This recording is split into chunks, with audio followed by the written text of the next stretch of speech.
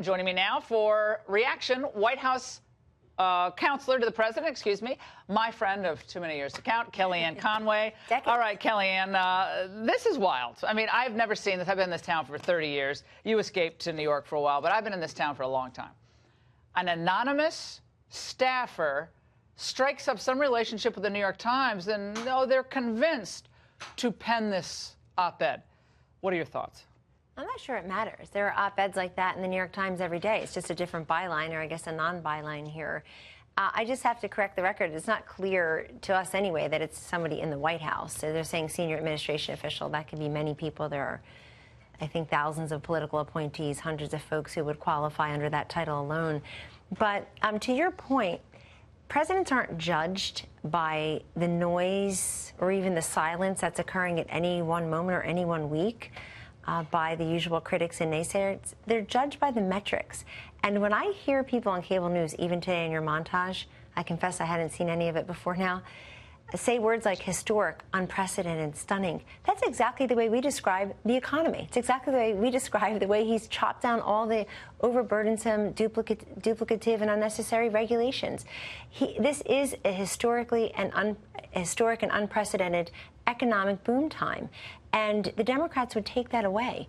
And he knows that, because you saw the president today respond the way many of us who have the privilege of working in the White House see him respond all the time, not fuming, not infuriated, not isolated. He took it right to what was already a planned event with the sheriffs who are lined up there to thank this president for being pro-law enforcement, to making sure they have the resources and the respect they deserve. No. And he took it out of his pocket and he read his statement and he pushed back on this op-ed. Any of this stuff true?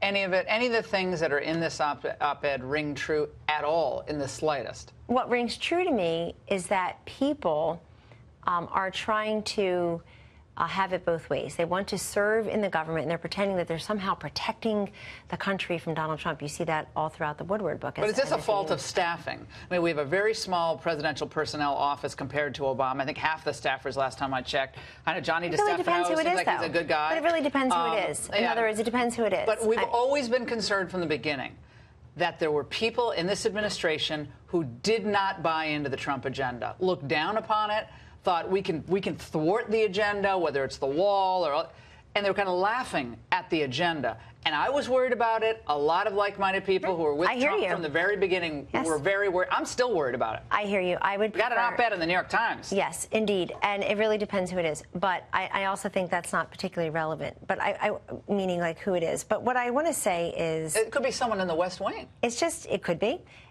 Here's what I want to say about all of that. That would be a huge problem. But here's what I want to say about all that. It's not, the president said something today I thought really rang true. He said the New York Times had apologized to its readers because it got the election so wrong. He's got a good point, which is it's still not clear that many who cover him every day and criticize him thusly understand how he got here and what he's done since he got here and what it all means to people. And that's incredibly important, because look at the histrionics on Capitol Hill yesterday. Look at the difference between people trying to protest and disrupt. Oh, we're getting into that with a hearing. Well, a hearing for an eminently qualified individual who today basically schooled some of the senators on the Constitution. And the point I'm making to you is, who put him there? That is the product of Donald Trump's decision-making processes. And so, and speaking of Speaker Ryan and Leader McConnell, they were at the White House today. And you know what came of it? You know what came of these meetings? That they're going to vote, the House is going to vote on making permanent the individual tax cut.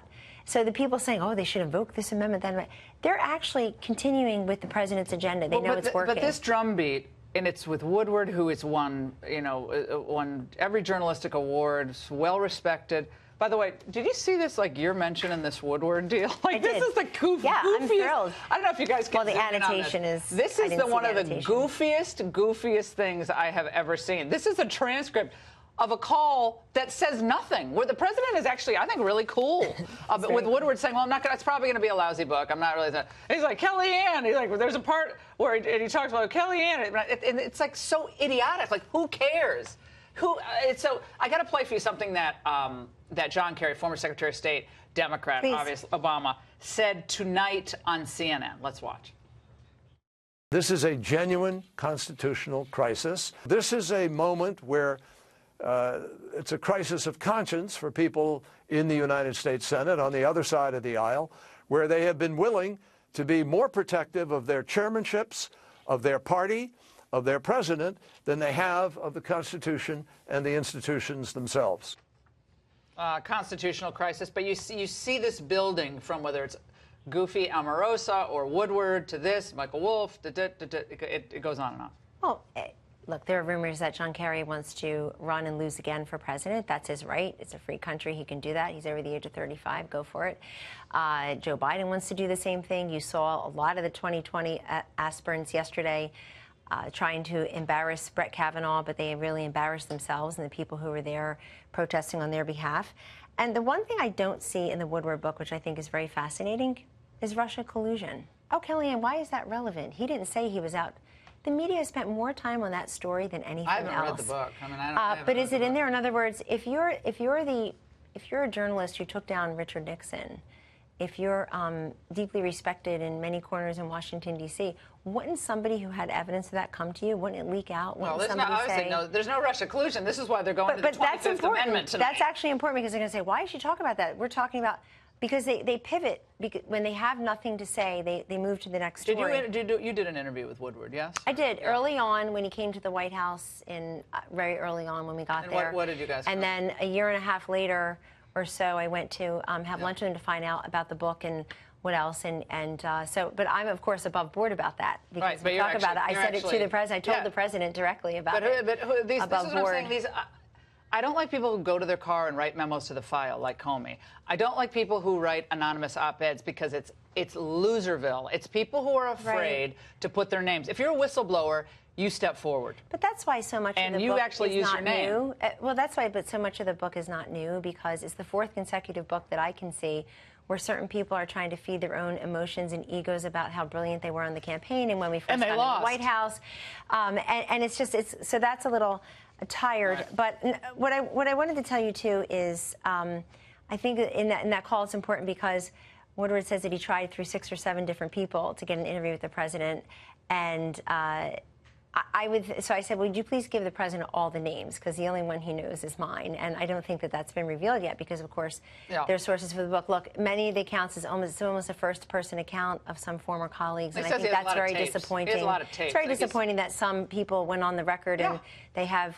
But General Jones in Obama's White House, he left after the Woodward book came out called Obama's Wars and he was the NSA, he was the National Security Council. I said this to him again, from the first week of the administration, we're out of time, but first week of the administration, there started to be leaks. Actually 2 weeks before the inauguration, leak.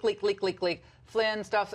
Like, well, the leakers aren't difficult to figure out, though. From the beginning of the administration, the president knows how I feel about this. The leakers fall into two big categories. People who say they never talk to the media, they hate the media. Oh, I'm so afraid to go on the Ingraham Angle. Kellyanne, how do you do it? I can never talk. They talk to the media all day long. The other category is people who never get bad press.